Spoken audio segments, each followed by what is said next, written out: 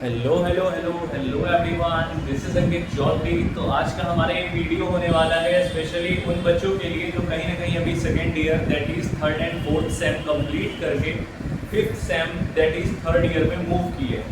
तो आज की जो ये वीडियो है वो मेनली ईसीसी के ऊपर है। ईसीसी इस बार आप लोगों को एक बोनस दी है, दैट इज़ ईसीसी ने आपको बोनस दिया है, that is second year students जो अभी सेकेंड ईयर से थर्ड ईयर में मूव कर रहे हैं उनके लिए बोनस है, that is ECC will promote you directly from second year to third year even in case you are fail। that is ECC directly आपको थर्ड ईयर में प्रमोट करने वाली है। और आज की जो ये वीडियो है मेनली इसी पर्पस के लिए है जिसमें ECC आपको थर्ड ईयर में डायरेक्टली प्रमोट करेगी। फेल होने का क्राइटेरिया हमारा ये क्राइटेरिया था भैया कि अगर हम दो सब्जेक्ट में फेल हो रहे हैं, दैट इज ईयर बैक हमारी तब आती थी जब हम दो सब्जेक्ट में फेल होते थे। दैट इज अगर मेरा बॉटनी जूलॉजी एंड केमिस्ट्री का कॉम्बिनेशन है, बॉटनी जूलॉजी में फेल हो गए, जूलॉजी केमिस्ट्री में हो गए, दैट इज हम किसी भी दो सब्जेक्ट में अगर फेल हुए तो ECC हमें ईयर बैक देती थी।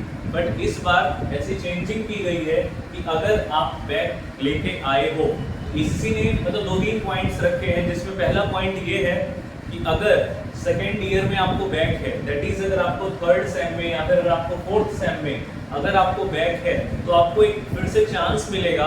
वो चांस दैट इज मान लेते हैं आपको दो सब्जेक्ट में भी अगर बैक है या फिर किसी को एक सब्जेक्ट में बैक है या फिर किसी को 3 सब्जेक्ट में बैक है तो कहीं ना कहीं आप बैक एग्जाम फॉर्म फिल करने के लिए एलिजिबल हैं। सेकेंड एग्जाम फॉर्म आप फिल कर सकते हैं।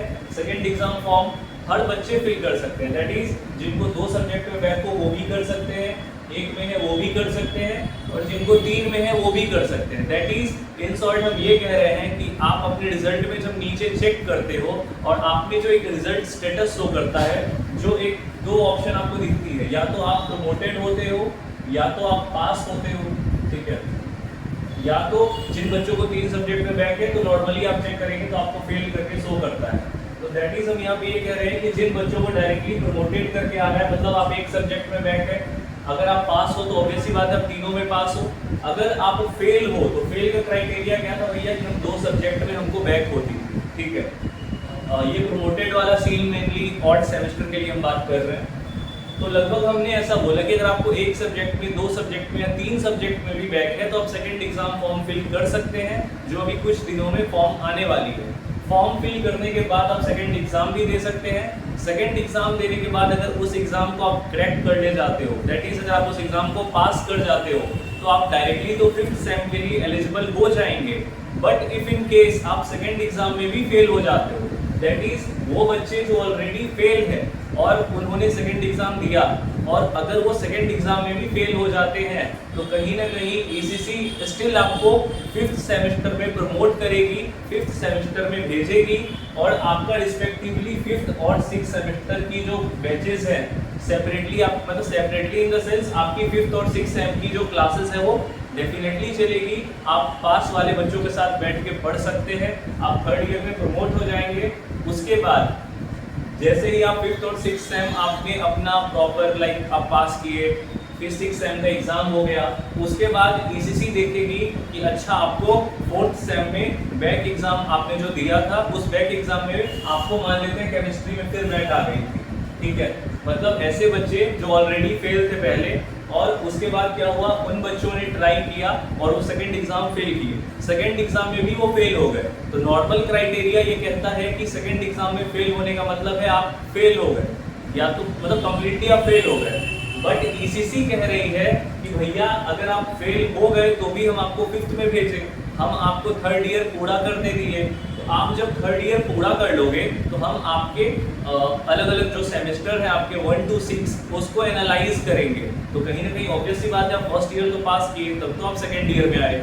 सेकेंड ईयर में जिस भी सब्जेक्ट में आपको बैक आती है, लाइक आपने सेकेंड एग्जाम दिया और मान लेते हैं आपकी केमिस्ट्री में फिर से बैक आ गई, तो स्टिल आपको ECC फिफ्थ सेम में तो भेजा, तो केमिस्ट्री में जो बैक आई तो आपके केमिस्ट्री का जो एग्जाम है वो आपके सिक्स सेमेस्टर के बाद उस केमिस्ट्री का एग्जाम सेपरेटली ऑर्गेनाइज करवाया जाएगा।